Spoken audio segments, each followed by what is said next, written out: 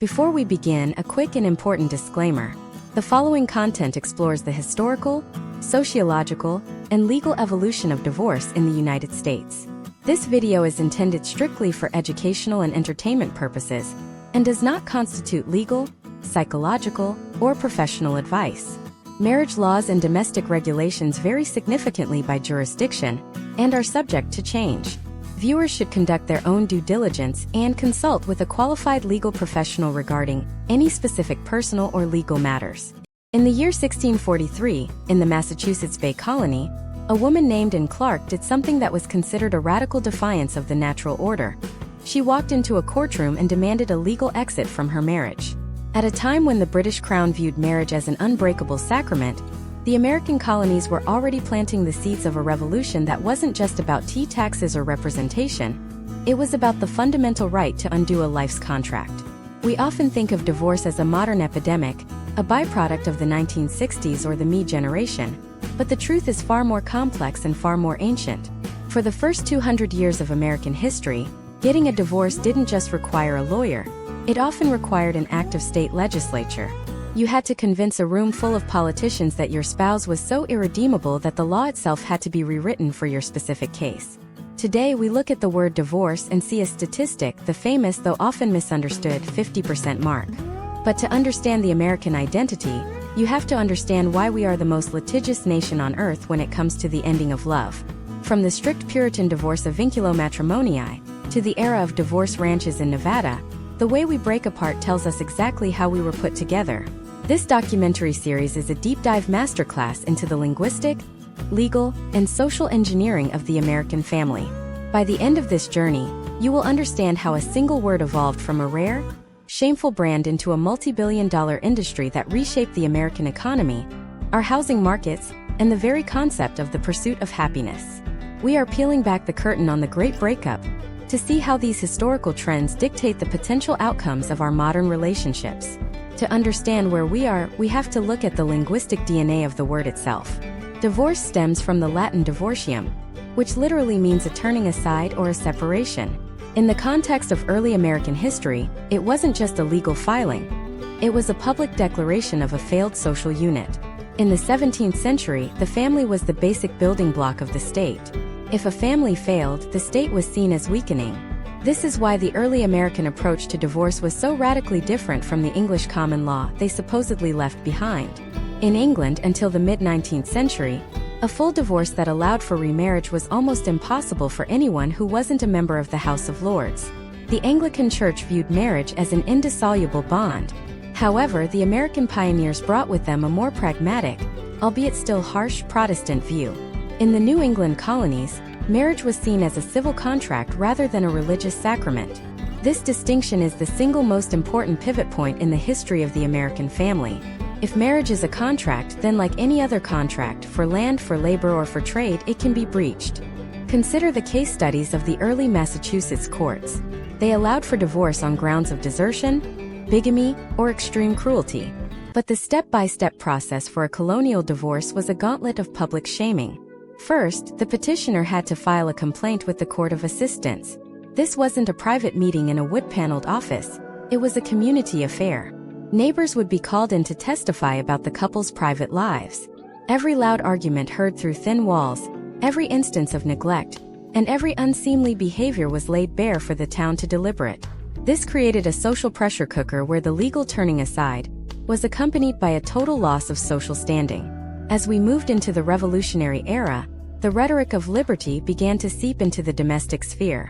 When Thomas Jefferson wrote about the right to dissolve the political bands which have connected them with another, he was using the language of divorce. The American Revolution was, in a very literal sense, a divorce from the mother country. This cultural shift made the idea of exiting an oppressive contract, whether political or marital, feel quintessentially American. Following the war, several states began to transfer the power of divorce from the legislatures to the judicial courts. This was a massive shift in efficiency. Before this, if you lived in Virginia and wanted a divorce, you had to lobby your local representative to introduce a private bill. Imagine the political capital required just to end a marriage. You had to be wealthy, influential, and have a story that wouldn't embarrass your political allies. By the early 1800s, as the frontier pushed westward, a new phenomenon emerged: divorce mill states. This is a historical trend that repeats throughout the 19th and 20th centuries. Whenever one state made its laws slightly more lenient, people would flock there to find their freedom. Indiana became the first divorce capital of the United States in the mid-19th century. Their laws were so broad that they included a catch-all clause allowing judges to grant a divorce for any other cause they deemed proper. This led to a surge in divorce tourism, long before Reno, Nevada, ever claimed the title. People would travel by train, establish a temporary residency, and obtain a decree that would never have been possible in the stricter coastal states like New York or South Carolina. The data from this era shows a slow but steady climb in the number of decrees granted. In 1867, the first year the federal government attempted to collect national divorce statistics, there were roughly 9,937 divorces nationwide. By 1880, that number had nearly doubled. This wasn't because people were suddenly unhappier.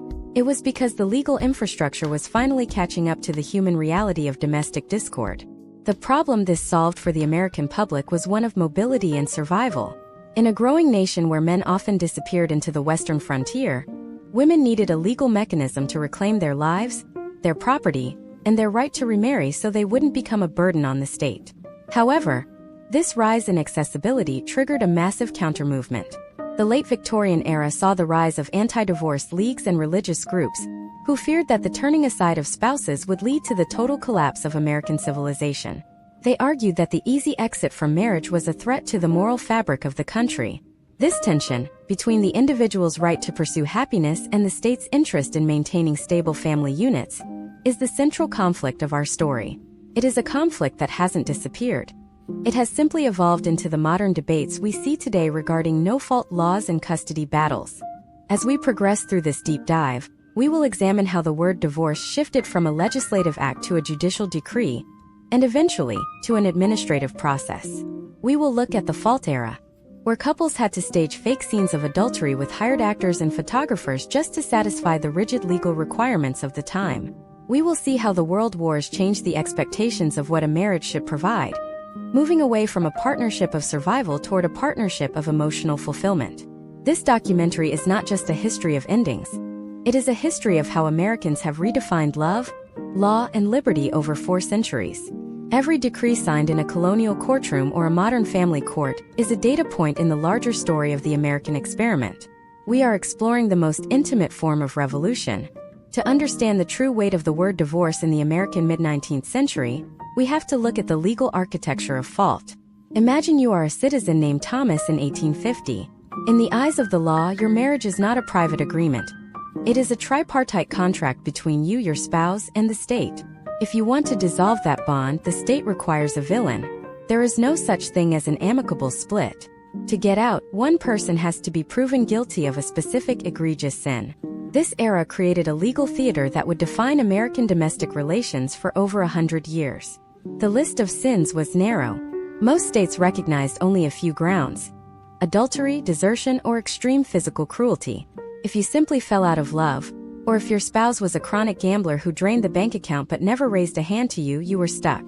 This rigid framework birthed the adversarial nature of the American legal system. It turned husbands and wives into plaintiffs and defendants. The step-by-step process of a mid-1800s divorce case was a brutal public autopsy of a private life. You had to file a petition naming the specific fault. You then had to provide witnesses, often neighbors, domestic servants, or even your own children, to testify under oath about the most humiliating details of your household. Case studies from the 1860s reveal the extreme lengths people went to. In several recorded instances, if both parties wanted the divorce, they would engage in collusion. This was technically a crime. If a judge suspected that a husband and wife were working together to secure a divorce, he would throw the case out immediately. This led to the rise of staged evidence. A husband might agree to be seen entering a hotel room with a woman who was not his wife, simply so the wife could have the evidence needed to file for divorce on the grounds of adultery. This era of manufactured sin highlights the desperation of Americans who were trapped in a legal system that prioritized the institution of marriage over the safety or happiness of the individuals within it. By the time we reached the late 1800s, the geographic divide in divorce laws created a bizarre internal migration within the United States. While South Carolina famously banned divorce entirely for nearly 70 years, Other states saw an economic opportunity in the misery of the unhappily married. This is where we see the first historical trends of the divorce industry. South Dakota and North Dakota became the unlikely destinations for the wealthy elite from New York. At the time, New York only allowed divorce for adultery, which carried a massive social stigma. If a prominent businessman wanted a divorce without the scandal of an affair, he would move to Sioux Falls, South Dakota, for 3 months to satisfy the residency requirement. The economic impact on these frontier towns was massive. These migratory divorce seekers needed high-end hotels, restaurants, and specialized lawyers. It was the birth of the divorce colony.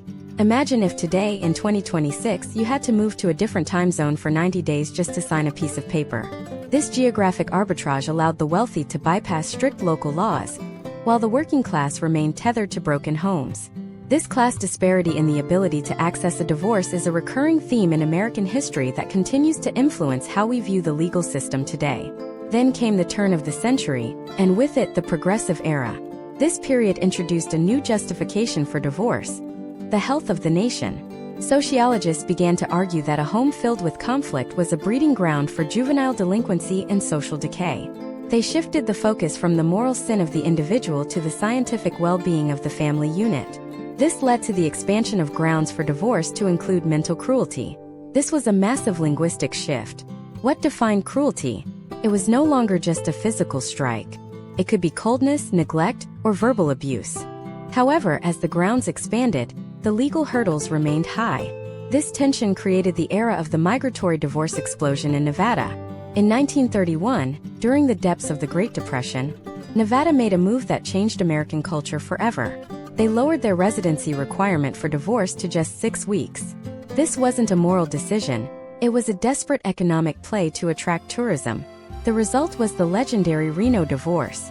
Thousands of people, primarily women who had the means to travel, flooded into Nevada. They stayed at divorce ranches, which were essentially guest houses where you waited out your 42 days of residency. These ranches represent a fascinating case study in American social ritual. Women from different backgrounds, united by their shared goal of legal liberation, created a unique temporary community. When their 6 weeks were up, they would head to the courthouse, receive their decree, and famously stand on the Virginia Street Bridge to toss their wedding rings into the Truckee River.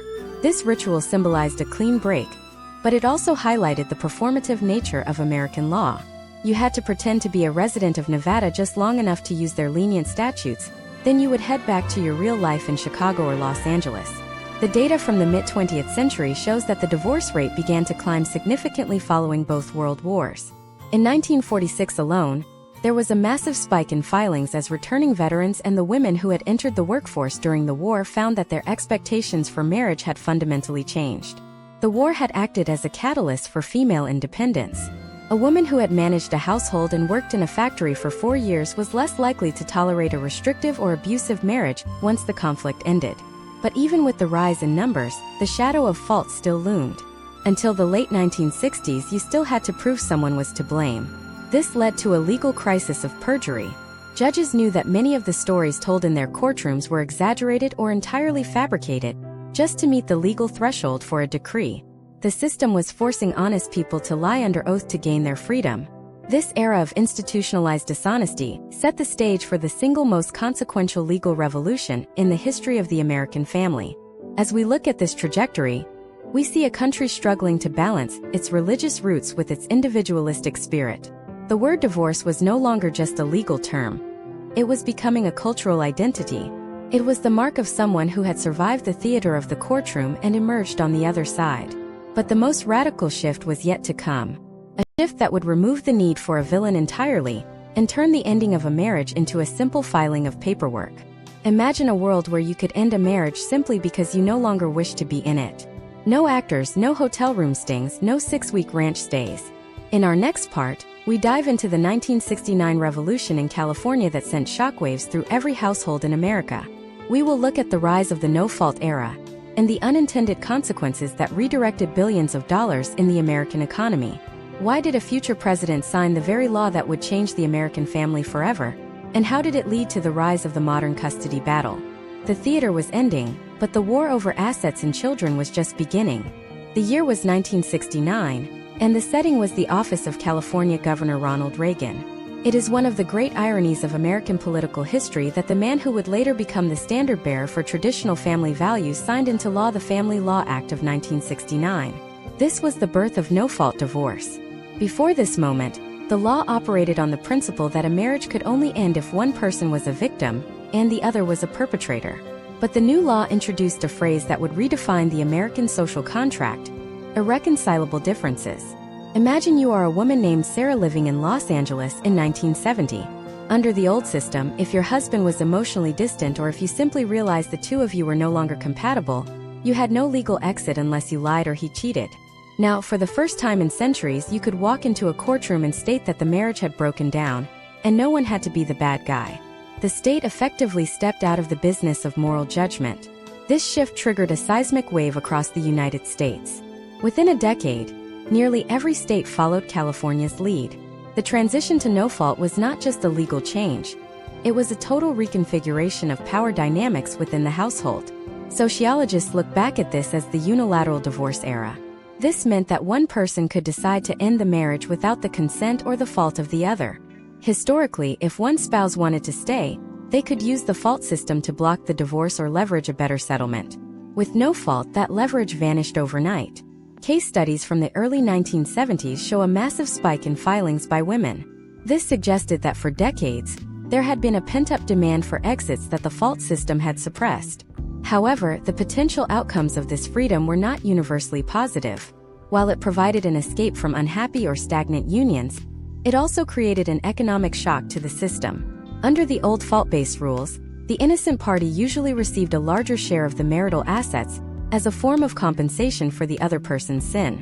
When fault was removed from the equation, the courts moved toward the concept of community property or equitable distribution. The focus shifted from punishment to math. In this new era, the step-by-step process of ending a marriage became significantly more bureaucratic and less theatrical. In 2026, we see the culmination of this evolution, but in the 1970s and 80s, the legal system was struggling to catch up. The primary battleground shifted from why the marriage ended to what was left behind, specifically money and children. With the moral component removed, lawyers turned their attention to the forensic accounting of a life built together. This gave rise to the modern divorce attorney as a financial strategist. Consider the economic data of the 1980s. Research from that period indicated that while men's standard of living often rose following a divorce, women's standard of living frequently plummeted. This was largely because the law treated the two parties as equal economic actors, ignoring the historical reality that many women had sacrificed career advancement to manage the home. The no-fault revolution effectively told women they were free to leave, but it didn't necessarily provide the financial safety net to ensure they could survive independently. This disparity led to the rise of the modern alimony and child support battles that dominate family courts today. As the financial stakes grew, so did the intensity of child custody disputes. In the early 20th century, the legal standard was the tender years doctrine, which almost always awarded custody to the mother, assuming she was the primary caregiver. But as the gender-neutral logic of no-fault divorce took hold, fathers began to assert their rights more aggressively. The standard shifted to the best interests of the child.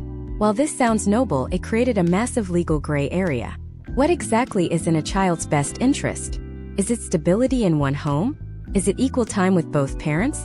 Imagine a character named David in 1985.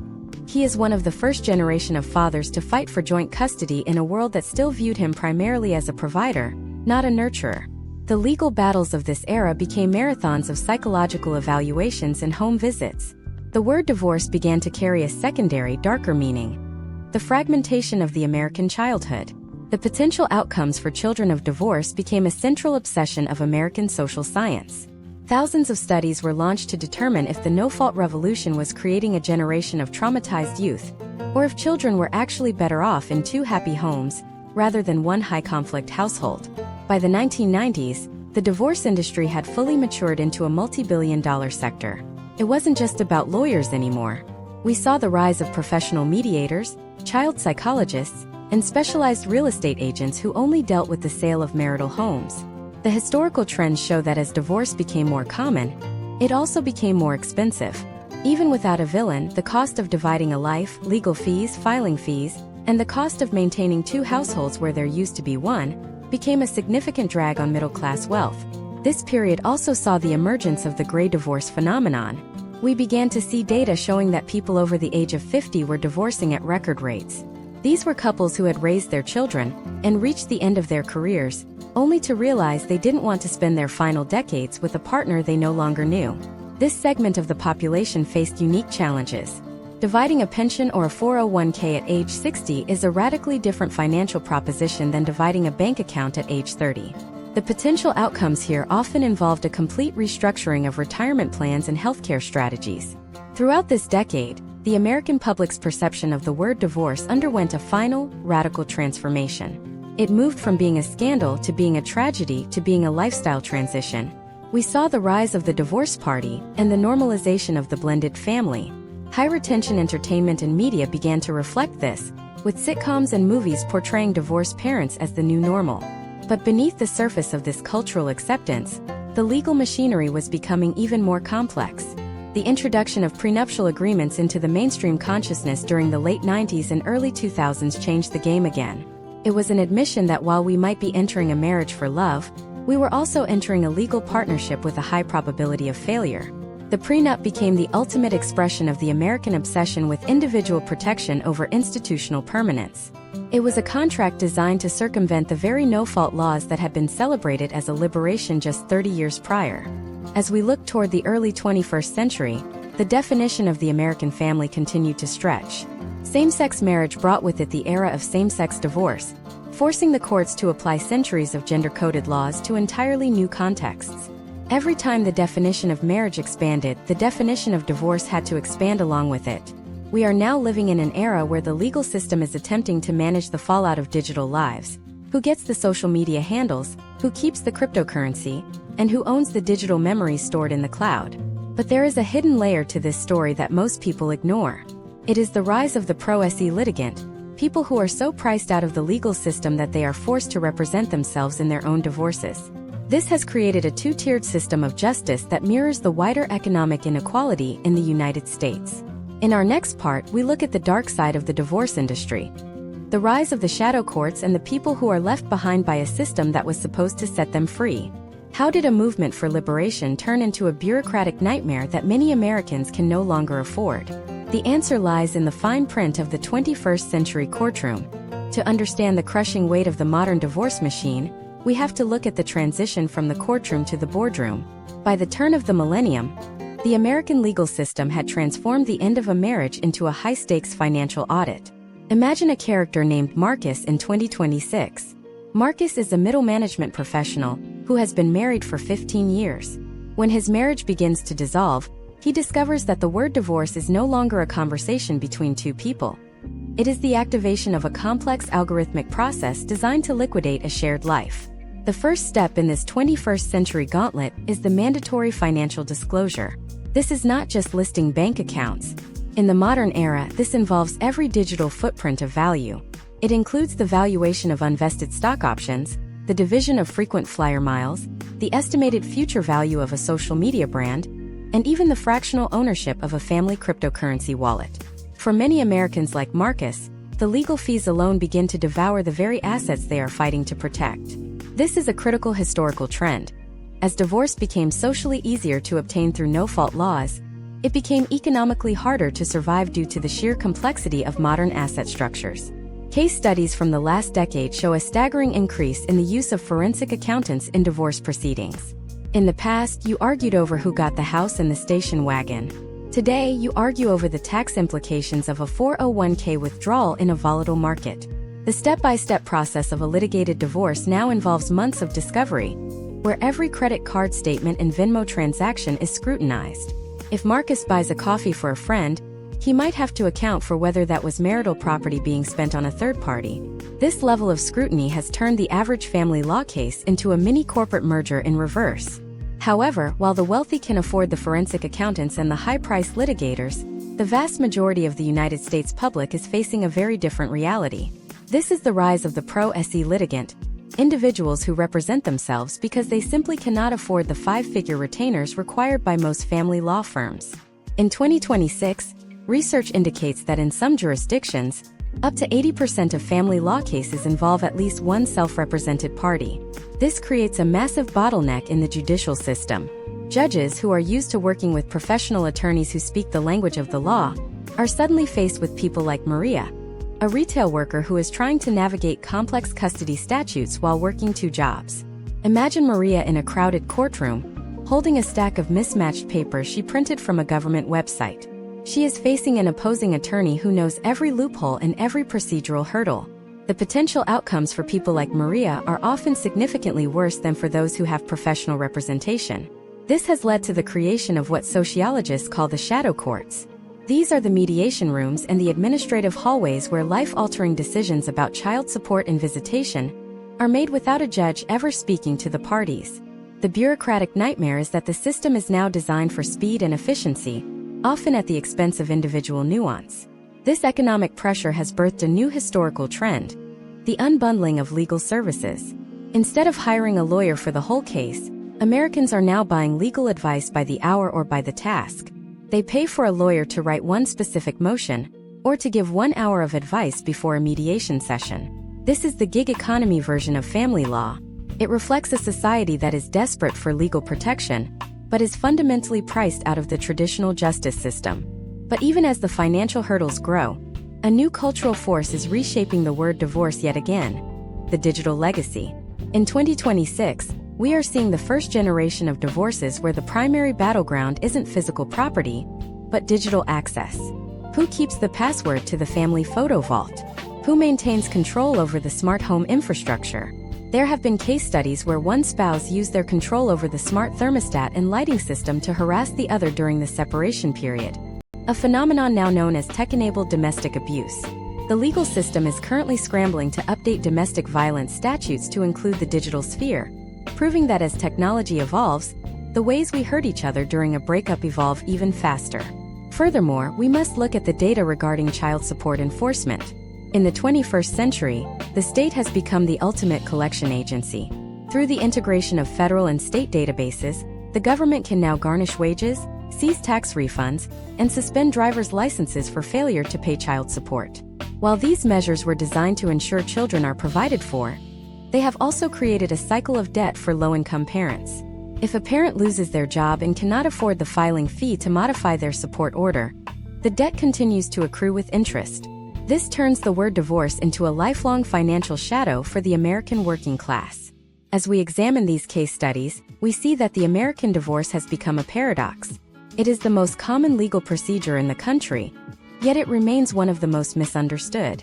People enter the process expecting the closure they see in movies, but they exit with a 30-page document that dictates when they can see their children and how much money they can keep in their pocket for the next decade. The word has evolved from a moral brand of shame into a massive state-regulated administrative status. But there is an even more radical shift occurring right now under our noses. It is the move toward private justice. Because the public courts are so backlogged and expensive, the elite are increasingly turning to private judges, retired professionals who are hired to adjudicate a divorce in a private office, away from the public record. This means that while the average American is stuck in the bureaucratic nightmare of the public court, the wealthy are essentially buying their own private legal system. This divergence in the experience of divorce is creating a two-track society, one where the end of a marriage is a public, painful struggle, and another where it is a discreet, professional transaction. This leads us to a haunting question about the future of the American family. If the cost of exit is so high, and the process is so grueling, how does that change the way we enter into marriages in the first place? We are seeing the historical trends of marriage rates plummeting among the younger generation, not because they don't believe in love, but because they have seen the wreckage of the divorce machine. They are looking at the potential outcomes of the traditional contract, and deciding that the risk-to-reward ratio is simply too high. In our next part, we go inside the psychological warfare of the modern custody battle. We will explore the rise of the parental alienation industry, and how the word divorce became a weapon in the hands of the mental health profession. How did we get to a point where a child's love for a parent can be quantified by a court-appointed expert for $300 an hour? The legal battle is over, the financial battle is ongoing, but the psychological battle is just beginning to heat up. We are looking at the era of the high-conflict divorce and the professionals who profit from the chaos. Imagine if you are a woman named Jennifer in the year 2026. You have spent 15 years building a life, a home, and a family. When the word divorce is finally uttered, you expect the battle to be over the retirement accounts or the equity in your suburban home. But you quickly realize that the modern American legal system has moved past the era of simple property division. You are entering the psychological arena. In 2026, the most expensive and most devastating part of a divorce is no longer the forensic accounting of your bank statements. It is the forensic accounting of your soul. This is the era of the custody evaluation, a process that has turned the mental health of parents into a billable commodity. The step-by-step process of a high-conflict custody battle usually begins with the appointment of a 730 evaluator or a guardian ad litem. For Jennifer, this means that a court-appointed psychologist is now the most powerful person in her life. This professional is tasked with determining the best interests of the child, a legal standard that remains one of the most subjective and loosely defined concepts in American jurisprudence. To reach a conclusion, the evaluator begins a deep dive into Jennifer's history. This isn't just a 30-minute interview. It is a series of clinical sessions, often lasting 4 to 6 hours each. During these sessions, Jennifer is subjected to standardized psychological testing, such as the Minnesota Multiphasic Personality Inventory, or the MMPI-3. This test consists of hundreds of true or false questions designed to detect underlying personality traits, emotional instability, or a tendency to fake good or fake bad. Imagine sitting in a sterile office, knowing that your answers to questions about your childhood, your sleeping patterns, and your social anxieties will be distilled into a numerical score that could dictate how many nights a week you see your children. The data from these tests is then cross-referenced with collateral contacts, interviews with teachers, pediatricians, and even the neighbors who saw Jennifer lose her temper on a Tuesday afternoon 3 years ago. The financial burden of this psychological scrutiny is immense. In 2026, a comprehensive custody evaluation can cost anywhere from $15,000 to $30,000, and that is before a single hour of courtroom testimony. This creates a historical trend where justice is increasingly tied to the ability to fund a private investigation into your own family. Case studies from recent years show that high-conflict personalities often use these evaluations as a form of legal abuse, requesting multiple updates or supplemental reports to drain the other party's resources and keep the family in a state of perpetual litigation. One of the most controversial linguistic and legal weapons in this psychological war is the concept of parental alienation. Originally coined in the 1980s by Richard Gardner, this theory suggests that one parent can brainwash a child into unfairly rejecting the other parent. While the American Psychological Association has not formally recognized it as a unique diagnosis in the DSM-5, the term carries massive weight in the family courts of 2026. If Jennifer is accused of alienation, the potential outcomes are catastrophic. In some cases, courts have ordered the immediate transfer of custody to the alleged alienated parent, sometimes involving reunification camps where children are removed from their primary caregiver and placed in a controlled environment to reset their relationship with the other parent. This has birthed a secondary industry of experts who specialize in either proving or debunking alienation claims. We are seeing a war of the experts, where each parent hires their own PhD-level professional to testify against the court-appointed evaluator. This turns the courtroom into a theater of psychological jargon. Terms like gaslighting, narcissism, and trauma bonding are thrown around not as clinical observations, but as legal strategies. The word divorce has evolved into a diagnostic label. The system is no longer looking for who is right, it is looking for who is the least broken. But what about the forgotten party in this deep dive? The child. In 2026, the use of a guardian ad litem, or GAL, has become standard in high-conflict cases. The GAL is an attorney or a social worker appointed specifically to represent the child's interests. However, the GAL does not take direction from the child. If a 10-year-old boy named Leo tells the GAL he wants to stay with his mother, the GAL can still recommend to the judge that he be moved to his father's house if they believe it serves Leo's long-term well-being. This creates a bizarre dynamic where the child's voice is filtered through a professional's lens, often leaving the child feeling even more powerless in the middle of their parents' war. The historical trends indicate that this focus on psychological fitness has led to an increase in the use of digital monitoring apps. In 2026, many court orders mandate the use of platforms like Our Family Wizard or Talking Parents. These apps serve as a digital archive of every interaction between the parents. Every text, every calendar update, and every reimbursement request is logged and cannot be deleted. These records are then pulled into court as evidence of a parent's inability to co-parent. If Jennifer responds to an aggressive text from her ex-husband with a snarky comment, that comment might be presented to a judge 6 months later as proof of her high-conflict personality. The privacy of the American home has been replaced by a permanent, discoverable record. Furthermore, we must consider the rise of parallel parenting as an alternative to the traditional co-parenting model. Co-parenting requires communication and collaboration, which is often impossible in high-conflict scenarios. Parallel parenting allows the parents to remain completely detached, managing their time with the child independently of one another. This is a pragmatic response to the data showing that ongoing conflict between parents is the single greatest predictor of negative outcomes for children. However, it also turns the child into a traveler between two different countries, each with its own set of rules, values, and psychological atmospheres. As we look at the trajectory of the word divorce through this lens, we see a system that has become hypermedicalized. We have moved from the Puritan courtrooms of public shaming to the sterile offices of psychological testing, but the underlying tension remains the same: the state's desire to regulate the internal life of the family. The 2026 divorce is a journey through a labyrinth of experts, each taking a piece of the family's wealth and a piece of their history in exchange for a recommendation that may or may not lead to a healthier future. The psychological battle is the ultimate expression of the American obsession with the self. We are no longer just fighting over who gets the silver. We are fighting over who gets to define the reality of the family's past and the trajectory of the child's future. But even as these battles rage in the family courts, a new wave of technology is beginning to automate the process of ending a marriage. If the human element, the judges, the lawyers, and the psychologists, has become too expensive and too biased, what happens when we remove them entirely? Imagine a divorce handled by an algorithm, where your assets are divided and your custody schedule is generated by a machine based on your digital footprints. As we move into our next part, we explore the rise of AI-mediated divorce and the push for a bureaucratic, no-human-needed exit.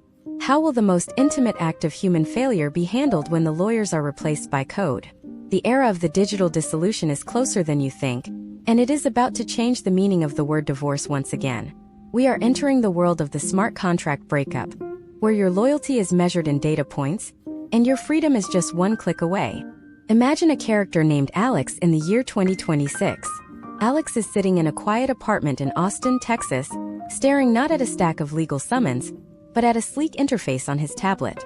He has just initiated what the tech industry calls a seamless dissolution. In this modern era, the word divorce has moved from the courtroom into the cloud.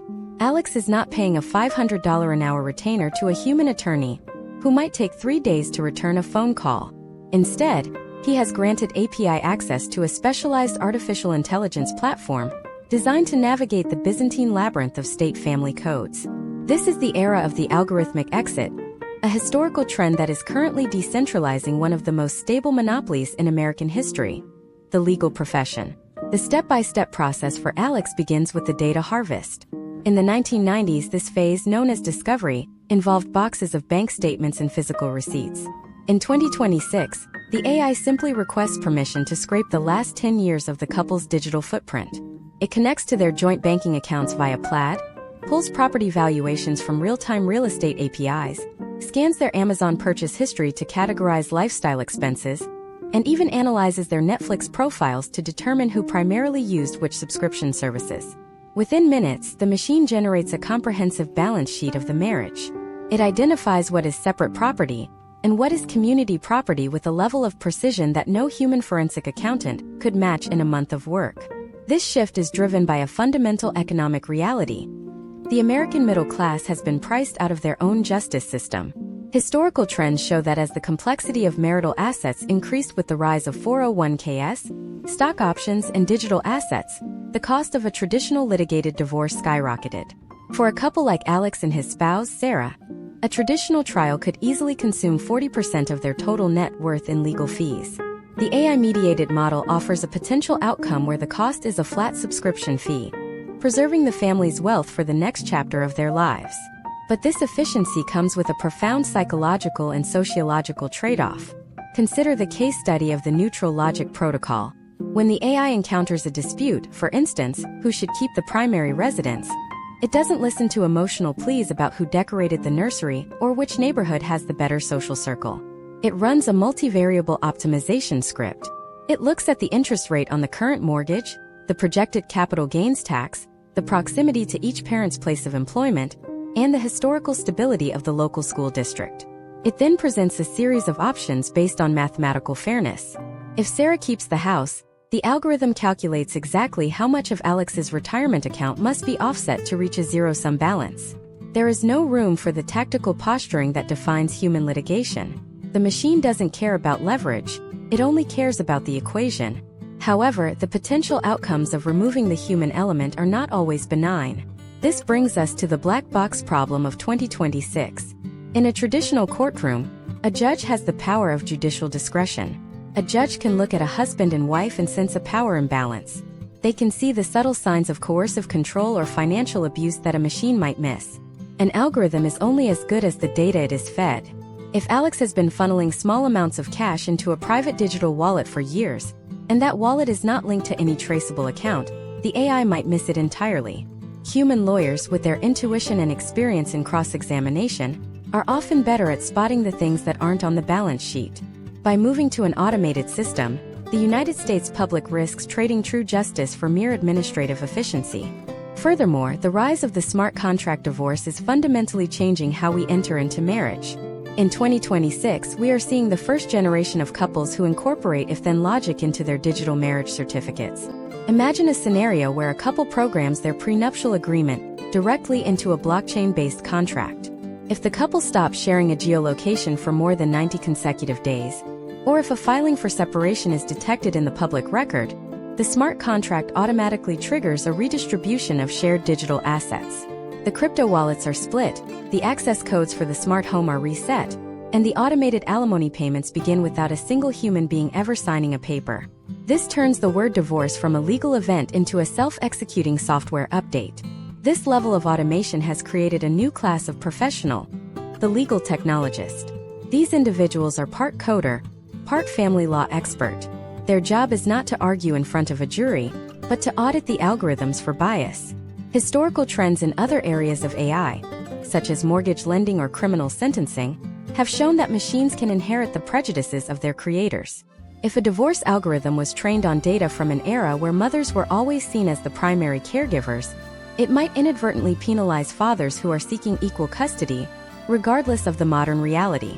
In 2026, the battle for fairness in divorce has moved from the courtroom floor to the back-end code of the platforms we use to break up.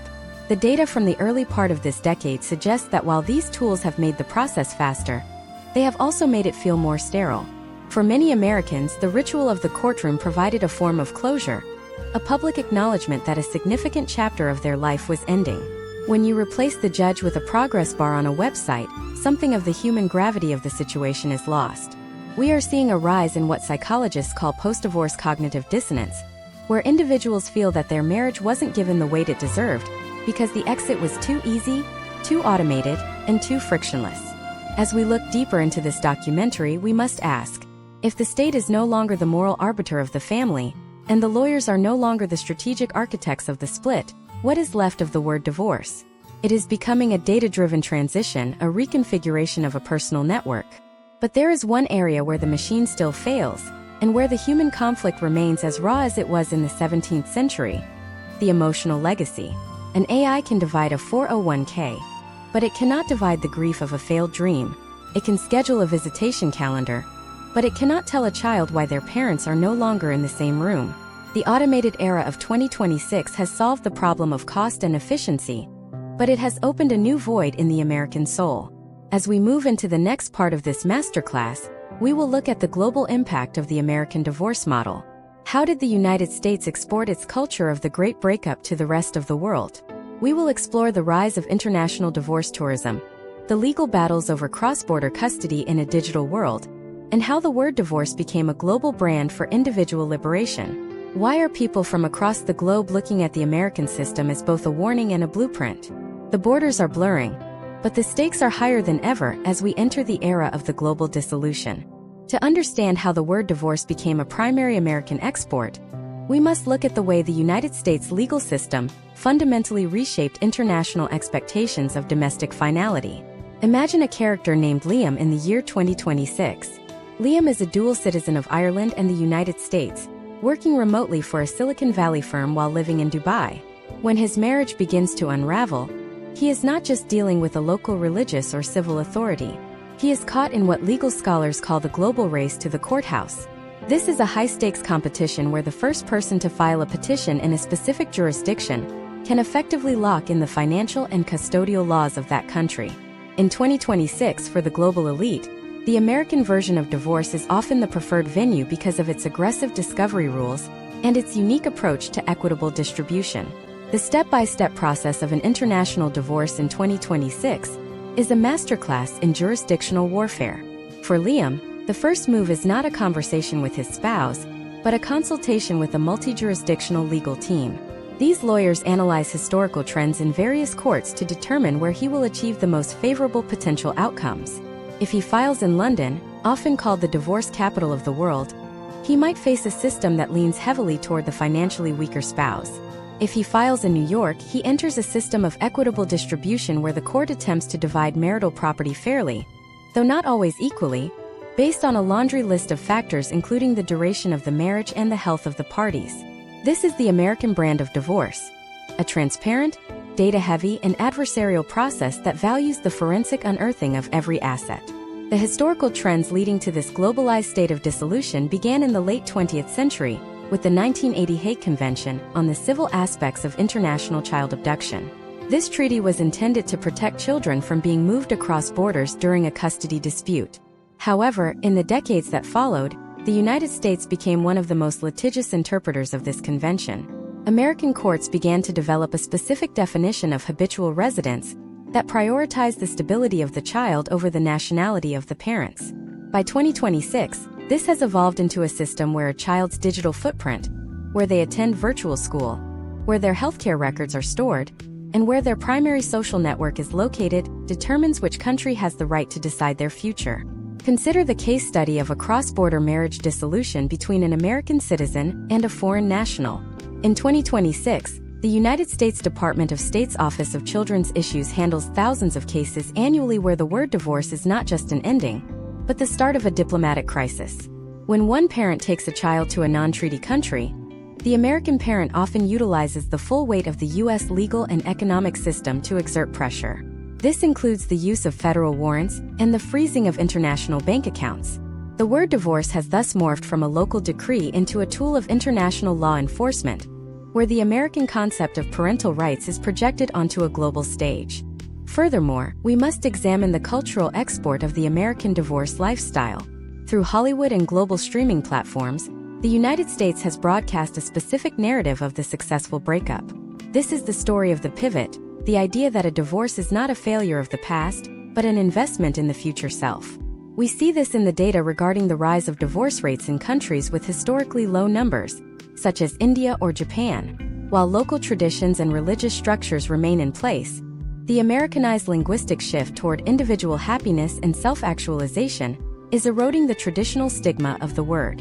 In 2026, the global public is increasingly adopting the American view that a marriage contract is a temporary arrangement that should only last as long as it provides mutual satisfaction. The economic impact of this export is staggering.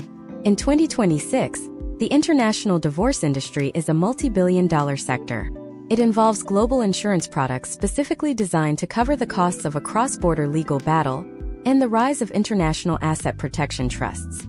Case studies show that wealthy individuals are now drafting pre-marriage contracts that specify not just the division of assets, but the choice of law and choice of forum. They are effectively opting out of their local laws in favor of a private, American-style legal framework. This is the privatization of the word divorce, where the highest bidder can ensure their separation is handled in a jurisdiction that views marriage as a commercial partnership rather than a sacred bond. But there is a darker side to this global dissolution.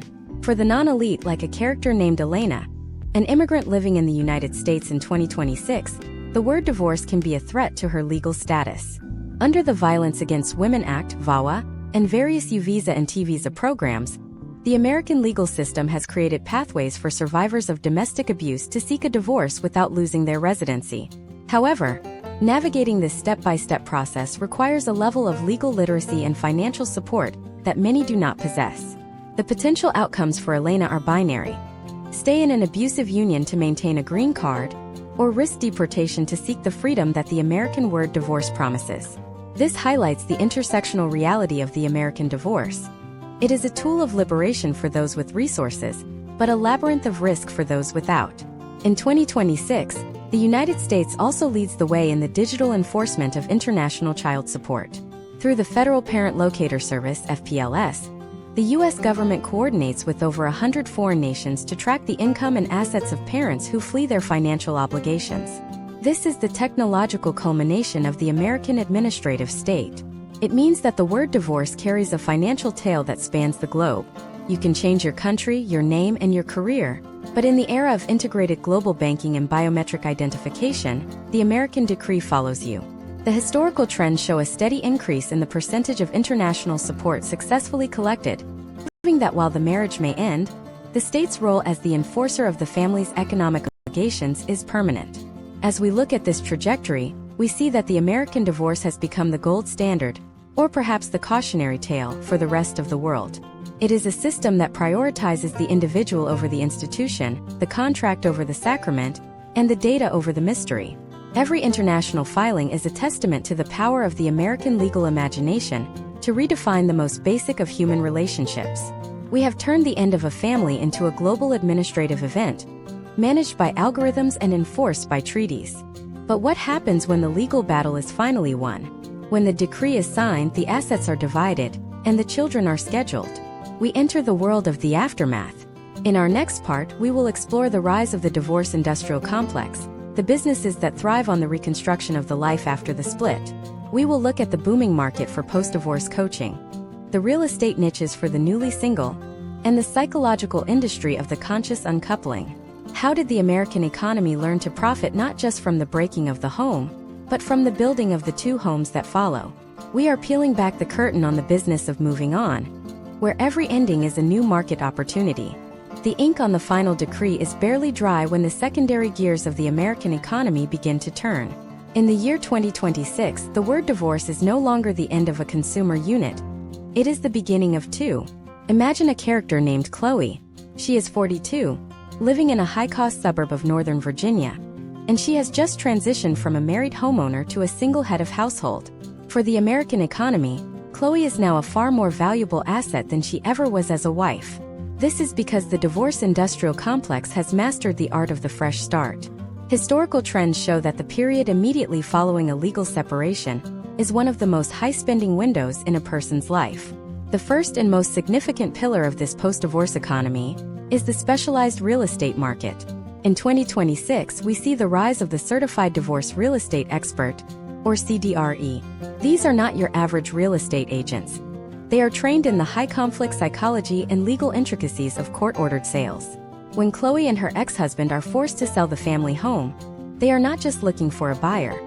They are navigating a minefield of shared debt, lien releases, and emotional sabotage. The CDRE acts as a neutral third party, often appointed by the court, to ensure that the primary asset is liquidated without one party burning the house down, literally or metaphorically. The step-by-step process of the household multiplier effect is a fascination for modern economists. When one household becomes two, the demand for core infrastructure doubles overnight. Chloe needs a new set of appliances, a second lawnmower, a new subscription to every streaming service, and a separate insurance policy. Data from the mid-2020s suggests that divorce is a quiet but consistent driver of the American retail sector. This isn't just about survival. It is about the aesthetic of the new beginning. Marketing firms in 2026 specifically target individuals in the post-divorce window with ads for high-end furniture, home security systems, and self-care technology. They are selling the potential outcomes of a liberated life. But the physical reconstruction of a life is only half the battle. The psychological rebranding of the word divorce has birthed an entirely new professional class: the divorce coach. Unlike the therapists of the previous part who focused on forensic evaluations for the court, these coaches are lifestyle architects. They charge anywhere from $200 to $500 an hour to help people like Chloe navigate the social and logistical transition. This is the commodification of resilience. These coaches offer modules on how to announce the split on social media, how to manage the first holiday alone, and how to re-enter the dating market as a midlife single. Case studies of the 2026 coaching industry reveal a heavy emphasis on the conscious uncoupling brand, a term popularized a decade earlier, but now fully integrated into the American middle-class lexicon. This linguistic shift is crucial. By framing divorce as a transition rather than a failure, the industry has removed the shame that once kept people from spending money on their own recovery. We now see divorce parties that rival weddings in their complexity and cost. Event planners in cities like New York and Los Angeles offer packages that include ring-melting ceremonies, destination trips for the singleversary, and specialized catering. The word divorce has been successfully rebranded as a luxury lifestyle event. Beneath the surface of the parties and the new furniture lies the complex world of the Qualified Domestic Relations Order, or QDRO. This is the invisible machinery that moves billions of dollars in retirement assets across the United States every year. In 2026, the QDRO specialist is a vital subniche of the financial industry.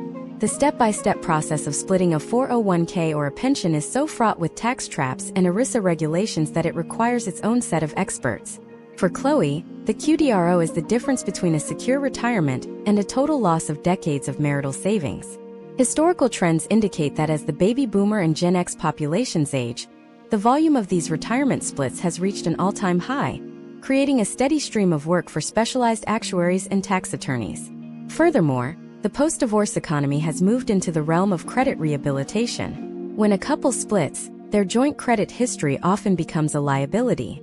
In 2026, we see a surge in financial products specifically designed for the newly single. These include credit-building loans for those whose names were never on the primary mortgage and insurance products that protect against the loss of alimony or child support due to the death or disability of the ex-spouse. The potential outcomes of these financial tools allow individuals to regain their economic agency faster than in previous generations, but they also create a new form of dependency on the financial services sector. We must also look at the data regarding the digital aftermath. In 2026, there is a booming industry for digital estate cleaning. These are services that go through a person's entire digital history, Google Photos, Facebook tags, shared iCloud folders, to remove or archive the digital presence of the ex-spouse. This is the technological version of cutting the ex out of the physical photo album. It is a meticulous process that uses AI to identify and sort thousands of images and memories, allowing the user to start their new digital life with a clean slate. This is the ultimate expression of the American desire to curate one's own history. Imagine if Chloe's experience was not one of isolated struggle, but a choreographed consumer journey. From the moment she filed, the algorithms identified her as a prime target for the Fresh Start economy. Her newsfeed was filled with ads for movers, solo travel agencies, and career transition specialists. The word divorce in this context is a trigger for a massive reallocation of capital. The system doesn't want Chloe to be sad. It wants her to be productive, to be mobile, and above all, to be a consumer. However, as we look at this multi-billion-dollar reconstruction industry, we have to ask, who is being left out? The Fresh Start is a middle-class dream. For the working class, the aftermath of divorce is often a descent into housing instability and debt. While the elite celebrate with divorce parties and lifestyle coaches, the data shows that for millions of Americans, the end of a marriage is the beginning of an era of extreme financial precariousness. The divergence between the rebranded divorce and the survival divorce is the defining social gap of 2026. As we move toward the conclusion of this masterclass, we have to look at the ultimate consequence of this industry. If we have made divorce so efficient, so marketable, and so integrated into our economic growth, what does that do to the incentive to stay married? We are entering a phase where the ending of a relationship is more profitable for the state and the market than its continuation. In our next part, we will explore the rise of the anti-marriage movement and the political backlash against the divorce industrial complex. We will look at the rise of the covenant marriage and the legislative attempts to bring back fault-based divorce in a desperate bid to save the traditional family unit. The battle lines are being drawn between the individualists who profit from the split and the traditionalists who fear the collapse of the foundation. The war over the word divorce is about to go political. In the halls of state capitals across the nation in the year 2026, the word divorce has undergone its most aggressive transformation yet. It has become a weapon of partisan identity. We are no longer just looking at a legal procedure. We are witnessing a legislative counter-reformation. Imagine a character named Samuel. In 2018, Samuel and his wife Emily signed a covenant marriage contract in Louisiana, one of 3 states that offered this heightened form of marital commitment. At the time, it felt like a romantic gesture of permanence. But in 2026, as Samuel seeks an exit due to simple incompatibility, he discovers that the word divorce is legally unavailable to him. Because he opted into a covenant, the state now mandates a 2-year separation period and proof of specific, egregious fault: adultery, a felony conviction, or physical abuse. Samuel is trapped in a legal time capsule. A case study in how the United States is beginning to roll back the clock on the no-fault revolution. This shift represents a massive historical trend toward the repoliticization of the American family. For 50 years, the consensus was that the state should facilitate the easy dissolution of failed unions. But the data of 2026 tells a different story. Conservative think tanks and legislative caucuses are pointing to declining birth rates and the perceived collapse of social cohesion as direct potential outcomes of the no-fault era. They argue that unilateral divorce, the ability for one person to end a marriage without the other's consent, is a violation of the due process rights of the spouse who wishes to stay.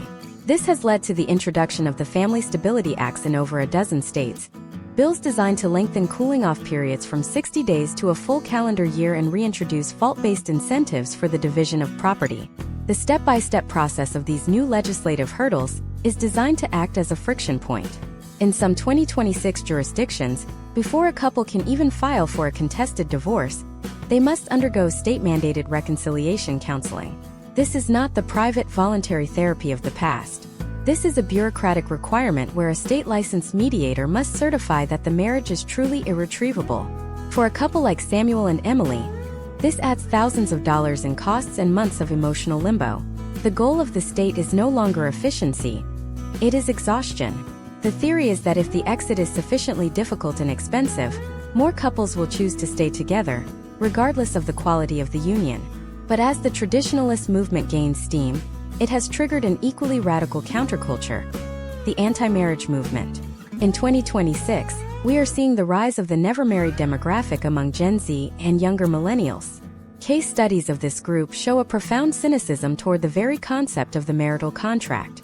They look at the divorce industrial complex we explored in previous parts, the forensic accountants, the psychological evaluators, and the predatory legal fees, and they are deciding to opt out entirely. This is the 4B movement in the United States, a cultural import from South Korea where individuals refuse to date, marry, or have children. For this demographic, the word divorce is not a threat because they never enter the room where that word has power. This has created a bizarre social balkanization. On one side, you have the red state model, where the law is being used to bind the family together through legislative force and tax incentives. In 2026, some states have proposed marriage bonuses, direct tax credits for couples who remain married for 10 years or more without a filing. On the other side, you have the blue state model, which is moving toward even more streamlined, automated, and digital-first dissolutions to lower the barrier of entry for the working class. The word divorce now means something fundamentally different depending on which side of a state line you reside. If you are in Texas, it is a moral and legal gauntlet. If you are in Oregon, it is an administrative form you sign on your smartphone. Furthermore, the political battle has moved into the realm of digital surveillance. In 2026, the return of fault-based thinking has empowered a new industry of digital private investigators. In states where proving fault leads to a significantly larger share of assets, the search for evidence has moved from the hotel room to the metadata. Investigators now use AI to scrape years of location history, biometric data from wearable devices, and even the sentiment analysis of private messages to prove a spouse was emotionally or physically unfaithful. The word divorce has reinvoked its 19th century shadow of the villain and the victim, but with 21st century precision. Imagine if your heart rate data from a smartwatch was used in court to prove you were lying about your whereabouts on a specific night. This is not science fiction. It is the reality of a high-stakes litigated divorce in 2026 where the law once again requires a bad guy. This tech-enabled fault-finding has made the process more toxic and more invasive than ever before. It has turned the privacy of the home into a permanent, discoverable record that can be weaponized in a political and legal theater. The historical trend suggests that we are entering a period of extreme volatility for the American family. The consensus that held for half a century has shattered. We are seeing the rise of the divorce refugee, individuals who move their residency to a more lenient state just to escape a marriage that their home state refuses to dissolve. This mirrors the migratory divorce patterns of the 1850s and the 1930s, proving that the more we try to lock the door of the family unit, the more creative Americans become at finding the window. But there is one final shift that no one saw coming. As the state and the market continue to fight over the remains of the traditional family, a new concept is emerging: the term limited marriage. In 2026, radical legal scholars are proposing a new form of contract where the marriage automatically expires every 5 or 10 years, unless both parties actively choose to renew it. This would effectively delete the word divorce from the dictionary, replacing it with the word non-renewal. It is the ultimate expression of the gig economy applied to the most intimate of human relationships. As we approach the conclusion of this documentary, we must face the reality of what we have built. We have taken a word that was once a rare and shameful exception and turned it into a central pillar of our economy, our law, and our politics. We have medicalized it, automated it, marketed it, and now we are attempting to legislate it out of existence. But the human heart remains the one variable the law cannot control. In our final part, we will look at the long-term legacy of the American divorce. We will examine the psychological state of the multi-generational divorced family and ask the most important question of all. After 400 years of turning aside, what have we actually learned? Is the American pursuit of happiness better served by the ease of the exit or the strength of the bond? We are stepping into the future of the American soul to see what happens when the word divorce finally loses its power to shock us. The final decree is about to be entered. The final decree of a divorce in 2026 is no longer a thick stack of paper bound by a heavy blue backing. It is a digital file, encrypted and stored in a decentralized ledger, marking the official end of a legal union. For Sophia, a 38-year-old software architect in Seattle, this notification on her device is not the earth-shattering trauma it might have been for her grandmother in 1950. Sophia is a third-generation divorcee. Her parents split in the late 90s, and her grandparents were part of the first wave of the no-fault revolution in the 70s. For Sophia and millions of others in the United States public, the word divorce has undergone its final linguistic evolution. It has moved from a mark of failure to a standard life stage transition. This deep dive conclusion examines the long-term legacy of this 400-year journey and the potential outcomes for the American identity as we move toward the mid-21st century. To understand the 2026 landscape, we must first analyze the historical trends regarding the intergenerational transmission of divorce. Sociological data collected over the last 50 years indicates that children of divorced parents are statistically more likely to experience divorce themselves. However, the step-by-step reality of this trend has shifted. In previous decades, this was viewed through the lens of trauma and instability. In 2026, experts look at it through the lens of modeling. Sophia's generation did not see marriage as an unbreakable pillar.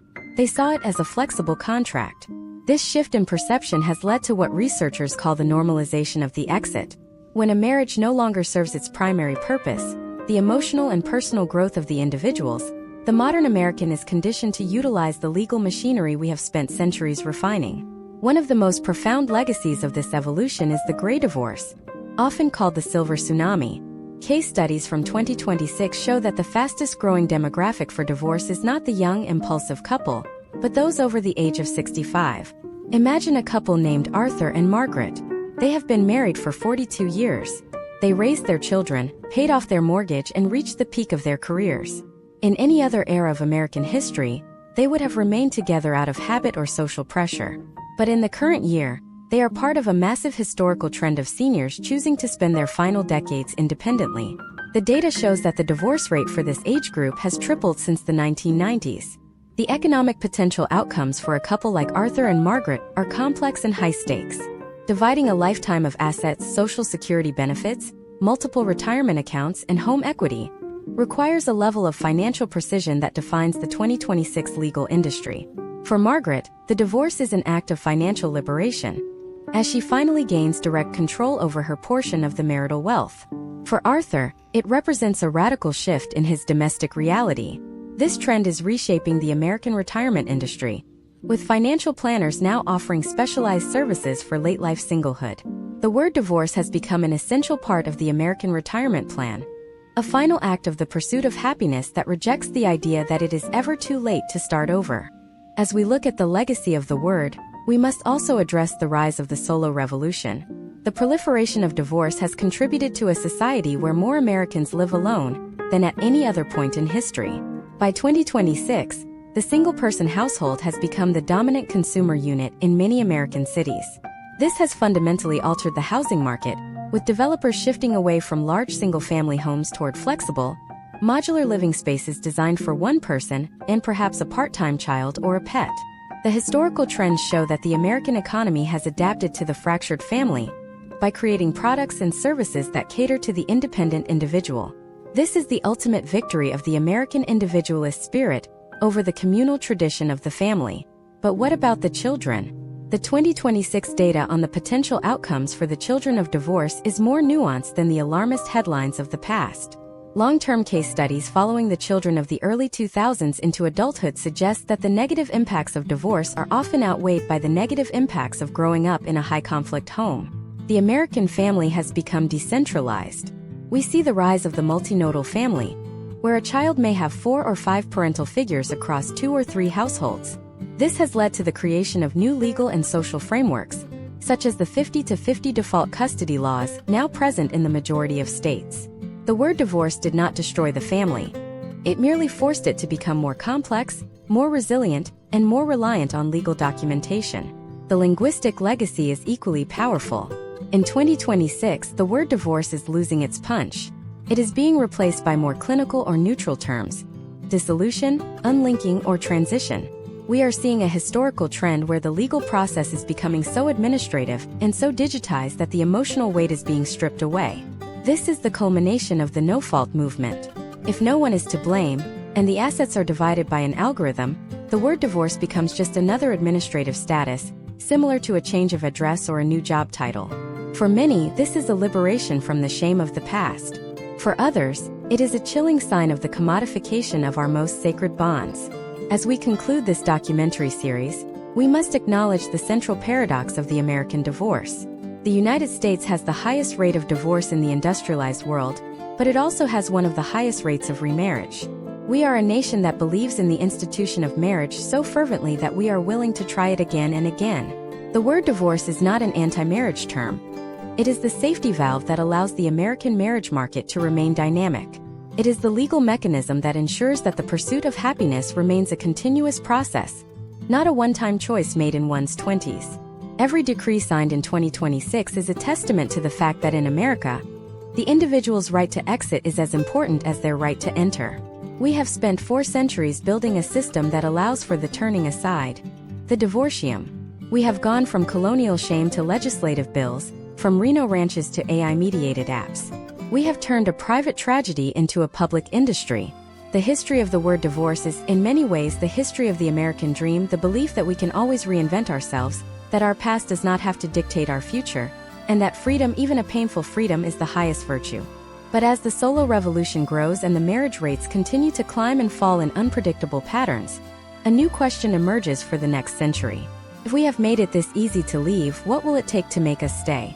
We are entering an era where commitment is a choice made every single day, without the pressure of the law or the threat of social ruin to hold it in place. What happens to a society when the only thing keeping a family together is the sheer will of the individuals involved? As we close the book on the history of divorce, we are really opening the first chapter of a new undefined era of American connection. The final decree has been entered, but the story of how we live together and how we fall apart is just getting started. Is the word divorce the end of the American family?